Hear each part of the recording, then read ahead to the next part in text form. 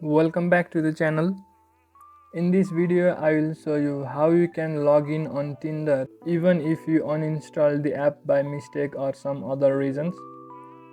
So download Tinder from Google Play Store and open it. One thing to note is that even if you uninstall the Tinder app, your account doesn't delete itself, so your account will always be there and you can log in to the account from any devices. So let's tap on login with Google and select the Google account where you have previously created your Tinder profile. Let me select one.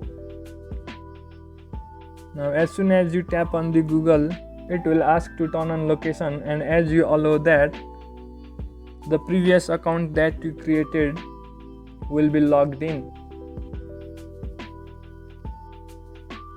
Now as I come to my Tinder profile, you can see that it's the same dummy account that we previously created, and we didn't create this account in this video. We simply logged in using the Gmail. Hence, in this way you can log into your Tinder account. Thank you for watching the video and make sure to subscribe to the channel for further videos.